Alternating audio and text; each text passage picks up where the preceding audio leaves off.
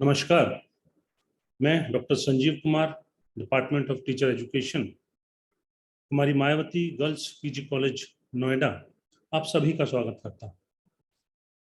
जब आप teacher education या एजुकेशन को के पाठ्यक्रम को पढ़ते हैं तो सबसे पहले चुनौती के रूप में एक शब्द, एक विचार, एक कॉन्सेप्ट आपके सामने खड़ा होता है और वो आपको चैलेंज करता है। वो ये कहता है, सबसे पहले इस पहेली को बूझो और फिर आप आगे बढ़ो। और स्वाभाविक है, आप जिस विषय को पढ़ते हैं उस विषय के मूल अर्थ से यदि आप परिचित नहीं है तो आपका ज्ञान कहीं ना कहीं उस स्तर को नहीं पा पाए। एजुकेशन वो शब्द है जो द्वारपाल के रूप में आपके सबसे पहले समक्ष उपस्थित होता है और आपसे कहता है, पहले मुझे जानो फिर आगे जाओ। तो सबसे पहले हम एजुकेशन के एटिमोलॉजिकल मीनिंग को आज समझेंगे।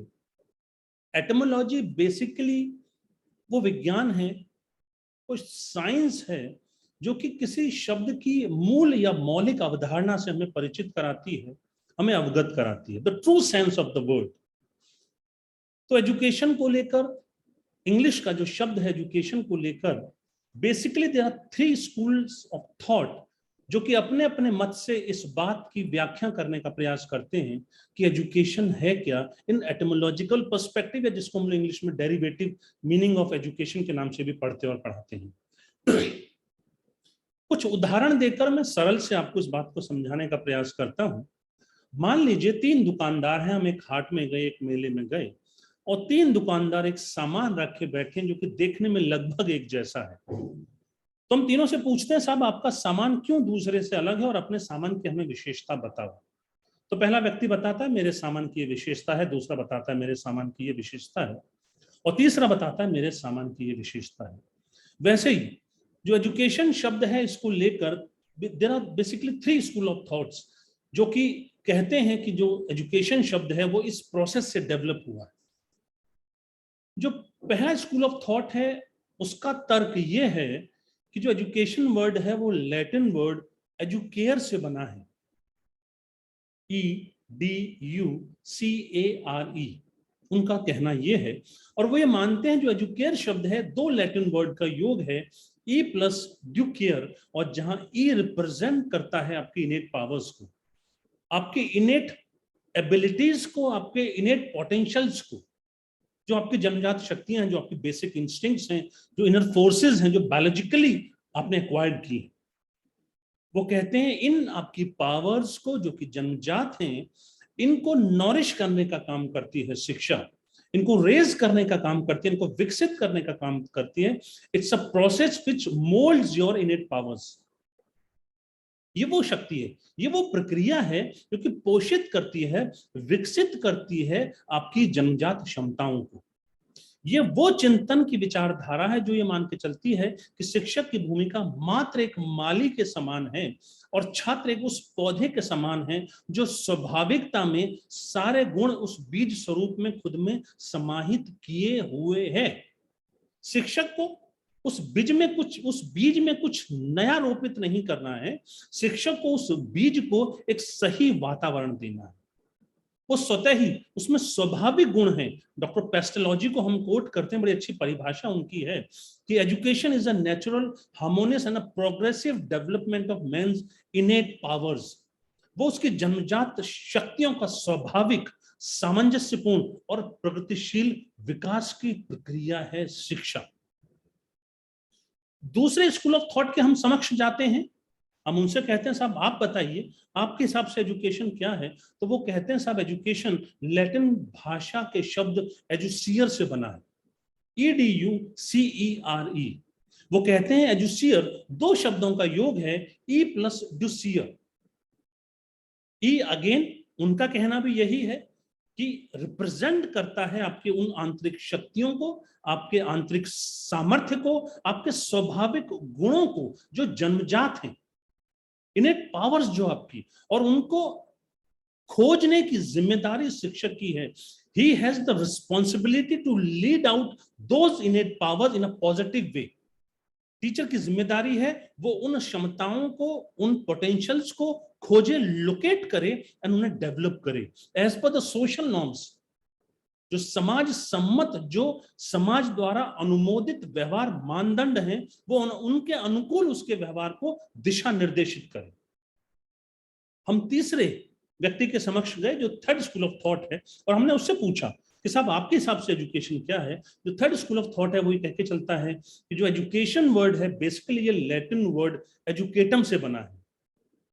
अब इनसे हम पूछते हैं कि साहब आप औरों से अलग कैसे हैं, तो वो ये कहते हैं कि जो एजुकेटम है बेसिकली ई प्लस ड्यूकेटम, इन दो शब्दों का योग है, और E again here represent your innate powers, those innate forces which are biological in nature, जिनका डिटर्मिनेंट आपका हेरिडिटी है, जो जन्मजात हैं आपके, इन जन्मजात शक्तियों को प्रशिक्षित करना, to train, to instruct, to guide them, to direct them, इन प्रवृत्तियों को, इन क्षमताओं को प्रशिक्षित करने की, निर्देशित करने की जो प्रक्रिया है वो शिक्षा है।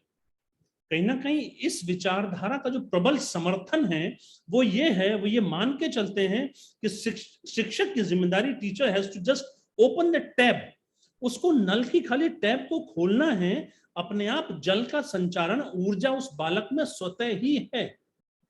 और यहां मैं कोट करूंगा, सुकरात बड़ी अच्छी बात कहते हैं, आपने ग्रीक फिलोसोफर सुकरात को अगर सुना हो, वो कहते हैं teacher is not your mother, शिक्षक मां नहीं है, वो दाई है।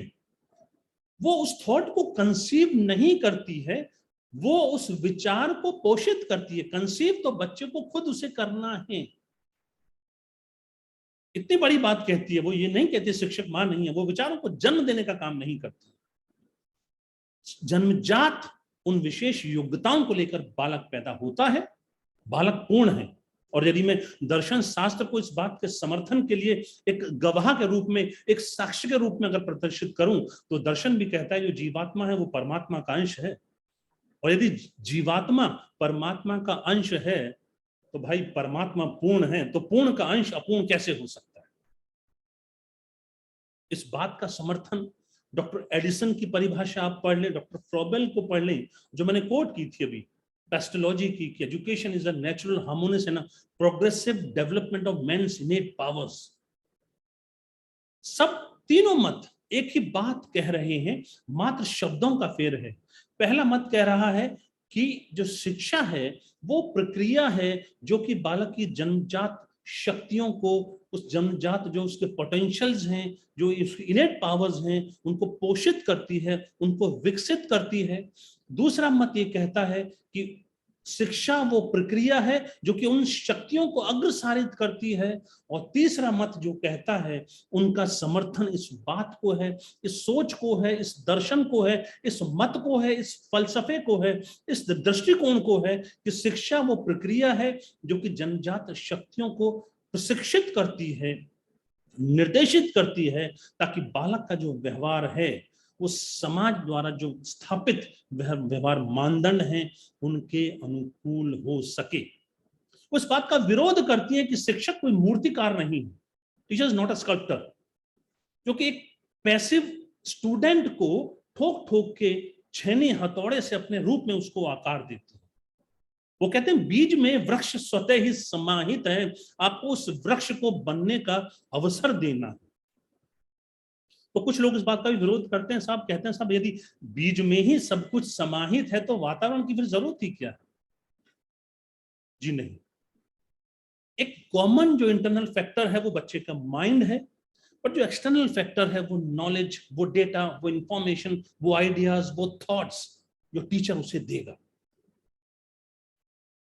उनसे वो बच्चा ब्लूम करेगा। तो आज के लिए इस छोटे से संवाद के माध्यम से मैंने एजुकेशन के एटिमोलॉजिकल मीनिंग को आपके समक्ष रखने का प्रयास किया है। और आने वाले समय में जो भी शिक्षा से संबंधित, शिक्षा के जितने आयाम हैं, अपने विचार आप सभी के समक्ष रखूंगा। आशा है और पूर्ण विश्वास है कि आपको ये मेरा ये जो इस विषय पे जो मेरा अपना ये एक विचार है, आप इससे सहमत होंगे। बहुत बहुत धन्यवाद आप सभी का। Thank you.